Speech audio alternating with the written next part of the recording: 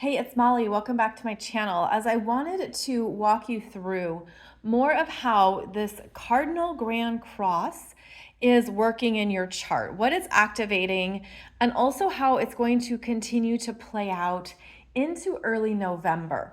Now, the chart you're looking at here is for the Aries full moon, and I have a separate video for you discussing the specifics of the Aries full moon, which was on October 17th at 7:25 a.m., where the moon was at 24 degrees of Aries and the sun was at 24 degrees of Libra. But now we're going to look at this chart through the lens of how each of these four cardinal points are going to be directing you forward into new energies and new experiences into early November. Now, October is an eclipse month. It's been an eclipse month. The whole month is actually ecliptic. And we are seeing big changes unfolding within us, around us, rising up for our awareness. And I feel that this particular Cardinal Grand Cross is signaling that it's time to move forward. Now, the cardinal signs are Aries, Cancer, Libra, and Capricorn. And in Western tropical astrology, they are associated with the beginning of the 4 seasons. And so they are energies that share common themes of initiation, beginning, taking what has been and moving it forward into a new chapter or a new expression. There is growth associated with a Cardinal Grand Cross. There can also be a sense of feeling like there's so much going on that you're being pulled in 4 different directions, having 4 areas of your life requiring you to understand what is going on, what is being initiated.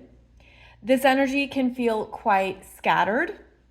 It can feel that you're also not able to focus, that there's a sense of, well, if I spend too much time over here, I'm going to lose track of what's happening over here, and I got to stay on top of what this is and also manage over here. So it can feel like there's a busyness in the air, in the cosmos, and in yourself that is requiring you to, I'm going to say, fracture, to feel like you've got to be in multiple places at once. And this can be part of our multidimensional energetic experiences where we're learning to manage multiple priorities happening in different areas of our lives. And each one requires a level of your attention and energy. Now, with this Cardinal Grand Cross, you can see how these are planets and points in the 3rd decan of each sign.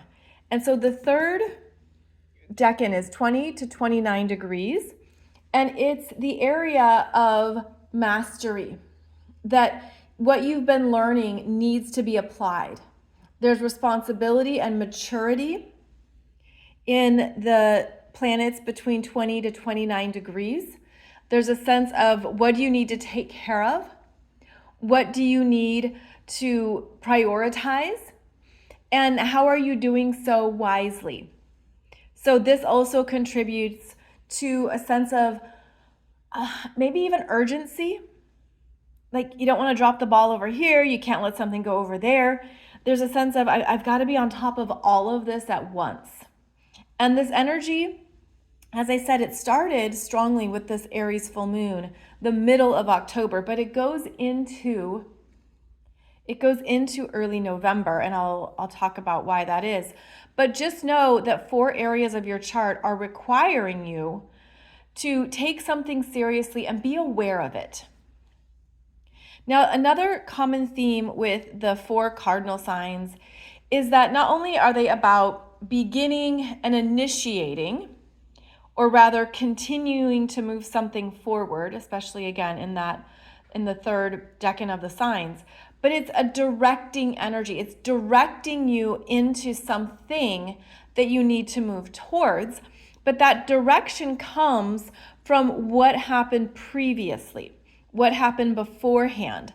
So this is kind of it's like an accumulation point where you're taking what has been unfolding and now you're moving it forward with a new understanding of your priorities, which means there's also things you have to leave behind that aren't going to fit. There's no time. It's not a priority. It's not important. And that's part of the tension and stress of a Cardinal Grand Cross, is that you're realizing, I can't do that. I don't have time for that. I don't care about that. And there's things that you do need to leave behind so that you can focus in on what does matter. And there can be real discomfort here because, again, look at how this is a configuration with 2 oppositions and 4 squares. So the oppositions are here and here, and then those are the oppositions, and then these are the squares. So it's trying to manage a lot and understanding what needs to be tossed out and let go of so that you can better handle what really matters. And so with the Aries full moon, when the moon was here at 24 degrees of Aries, it was conjunct Eris and conjunct this Chiron. Now the moon has moved on, but it brought your attention to something. And that Aries energy begins and wants to move forward. It can be impulsive. It can be something that just rises up in you and creates a response, creates an energetic movement. And that's one of the strengths of Aries, is what do you need to get moving on? And yet that conjunction to Chiron retrograde would have brought in hesitation and the doubts of, oh, I don't know, maybe I won't. And that could be something that is stalled out, or there's hesitation, which isn't typical for the Aries expressions. But this energy was squaring this Mars. Now, Mars up here at 22 of Cancer is an important character in this story. And Mars is actually something you're churning in, you're stirring in it. What do I do? How do I take action? Again, there's hesitation here. And there's a sense of the energy can move fast and then it goes away. It's very inconsistent in Cancer because there's a concern about how something is going to be felt, how it's going to be received. There's a concern around, should I do this or should I not? Ultimately, this Mars in Cancer is trusting what it feels to move forward and allowing that to be enough. But this Mars is in an ongoing square to logical, rational Sun in Libra, weighing the pros and cons, potentially analysis paralysis, and feeling stuck, because the square between the Mars energy in Cancer and the Sun is that actually nothing happens. Nothing happens. There's a stall out, because if this Mars isn't knowing what feels correct or what to trust, then this logical Sun in Libra will be like, well, that doesn't make sense, or I don't know if I want that, or I don't know if I need that, or there's actually a heavy concern about other people because of how this Mars in Cancer is aware, again, of how the energy is received. And he's learning to be strong in what he feels, in what he needs, in what he wants. This is learning to trust the emotional body, but it's up against the power of the mind and the mental body, which is actually how we live most of our lives. Would you agree with that? That we are programmed and trained to be in the mind more than in the emotional space, or to trust the energy that we're feeling. So this is an energy that gets locked in, nothing happens, and then there's a stall out. And then the fourth part of this Cardinal Grand Cross is this Pluto at 29 degrees of Capricorn. And even though it's a wide orb, it's a 5-degree orb in this chart to the Sun, we know the Sun is moving towards 29 degrees of Libra and will make an exact square here to Pluto at 29 degrees Capricorn for the very last time in our lives. And this Pluto is very powerful and is actually dominating the sun, dominating Mars, and dominating the planets in Aries. Now, I wouldn't say that this Pluto and Capricorn is squaring Chiron. I mean, they're 8 degrees apart, and this Chiron is moving retrograde, is moving away. But the moon and Aries brought up something that is deeply transforming. Now, this Pluto, there's a requirement here. Pluto is not letting you off easy. Pluto is holding ground, holding strength, holding a power that you're getting used to. And this could be a power you've been working with for 2 years, because we've been talking about this 29 degrees of Capricorn for 2 years. And so you're holding, standing strong in reprogramming a sense of power and mastery that has challenged you, that has required you to face some real fears and to change parts of yourself, parts of your life, parts of your consciousness. And this is Pluto saying, you've got this, but understand that you've got it at a new level, a higher level of your being. And this Pluto and Capricorn, no compromises. And so you're being required to be stronger in something than you've ever been, and to just stand in it. That's just how I see this energy. And I see it because the strengthening here has been in the Capricorn waiting and understanding the long game, understanding the developments and manifestations that come after you've invested a lot in understanding more of your purpose on the planet. So this is like standing stronger in a purpose, in a part of your life that has required so much from you. And this Pluto is the strongest energy in this Grand Cross. And as I mentioned, is in this ongoing conversation with the sun and with Mars. Now, yes, in this chart, there was Venus here at 29 degrees of Scorpio, but she has moved on. She's now in Sagittarius.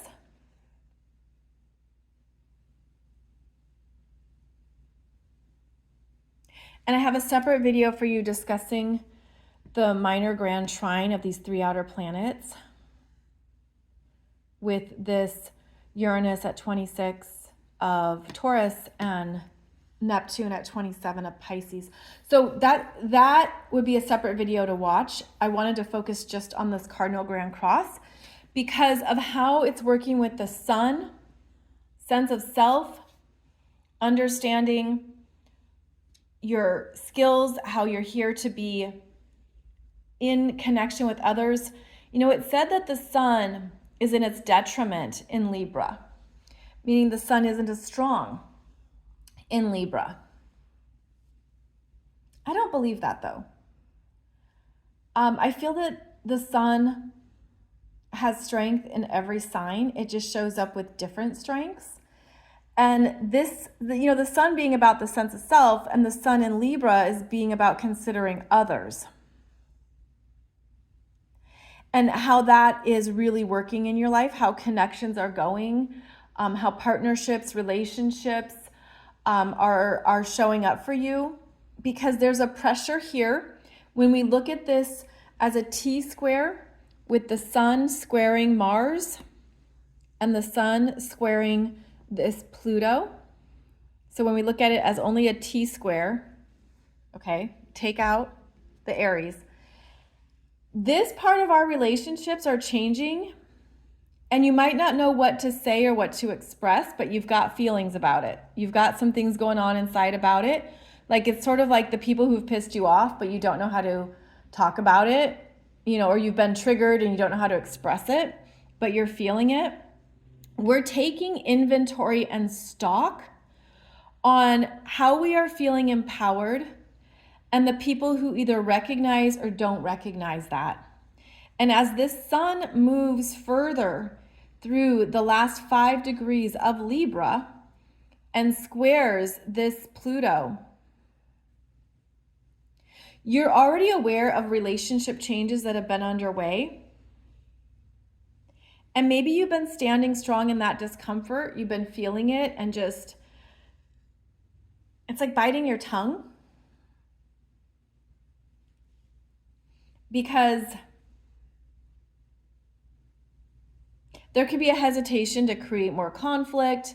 Like remember, this Mars, he doesn't do the forthright expression. In Cancer, he's more internal and private. And that's meant to be honored.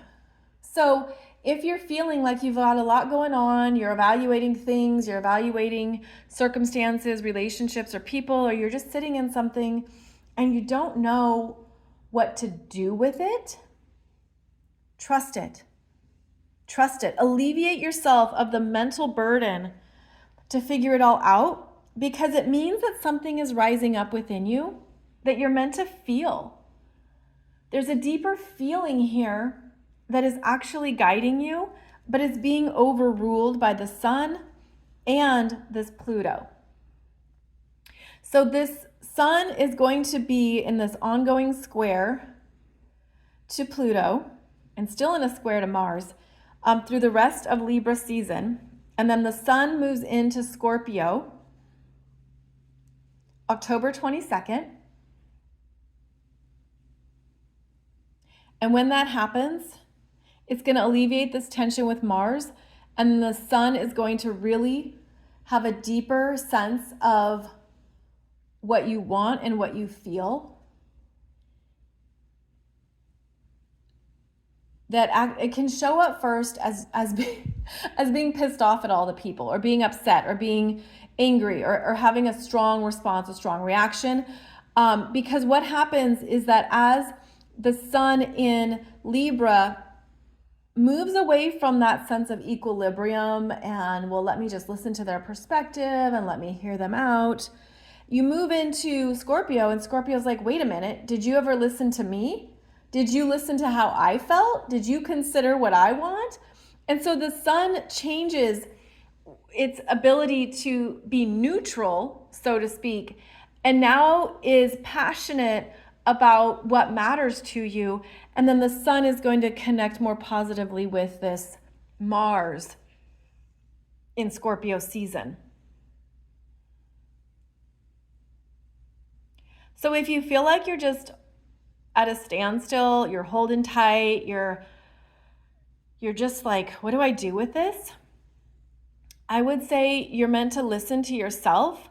Look at where any kind of neutrality is actually working against you if you're not hearing yourself or your feelings, your emotions. Because then what happens after the sun moves into Scorpio, Mars continues to move forward here in Cancer and has an opposition, an exact opposition to Pluto November 3rd.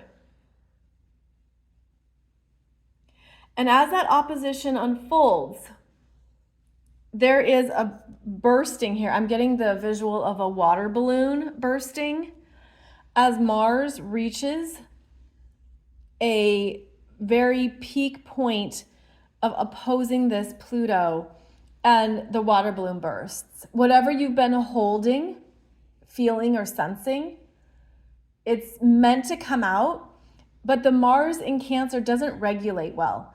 It's learning to regulate, learning to regulate your feelings, but it can be very all hot or all cold. And there's a sense of, I'm just going to hold it together, hold it in, and then it all bursts. And that burst is meant to happen. And I feel too that we're learning more about our emotional patterns. what we repress and what we hold back for the sake of appearances, the sake of other people, how they view us, how they see us, which is Capricorn, not wanting to be viewed as too emotional or immature or any of those negative interpretations. There's a part of ourselves that is wanting it to be a more balanced expression or balanced, evolved experience. But basically where this is going is that whatever you're holding on to, it needs movement. It needs to come out. It needs to be also, I'm hearing softened in some way, because that Mars in Cancer is showing us where we are growing in understanding ourselves. And that, I feel, is going to be one of the main peak understandings of this Mars reaching 29 degrees of Cancer, November 3rd, opposing Pluto. You're going to be understanding yourself in a whole new way if you're tuning in to all these messages and intricacies of the energies, because what is also coming up is how you're learning to be all of yourself more regularly and more often. And there's a place for every element. There's a place for our water and emotions and intuition and our mind, our rationale, our contemplative nature, our physical world and self, our boundaries, how we take care of our responsibilities, as well as our fiery passion, momentum, desire to move forward and get things done. And whenever I discuss a Grand Cross, in whichever modality it's in, I always want to bring your attention to the middle point, because you could see this as a four-way intersection. And in this middle point, there's wisdom. And how I see this, and I hope I can explain this. This is a wisdom point, because think of how you could view this as looking down on a pyramid, right? Top down. This is the base of a pyramid. This is the peak point of the pyramid that you're looking down on. And if you were to change it and look at it straight on, you could see the pyramid form. So here you are looking at the top peak of a pyramid. If you sit there energetically and you meditate, visualize, or listen, you're going to hear information from all four sides. And this is a point of alchemy, new creative understandings, and also at the peak of that pyramid, you're at a higher perspective. You're at a higher consciousness because you're above the ground level understanding. You're at the peak point of the pyramid, sitting up there, seeing these energies, understanding them from that different perspective. And that right there could give you the insight you're looking for. So I hope this validates anything you might be feeling in the middle of October. I hope this gives you some things to consider or work with as this energy persists into early November. And I hope it reminds you that, you are deeply connected to the cosmos. And what you're feeling is valid and probably right on time for whatever you're meant to see in yourself. So thank you for joining me as I go through this chart. I will be sharing with you a chart on the upcoming Scorpio new moon very soon. That happens on November 1st. So I'll be back with that chart soon.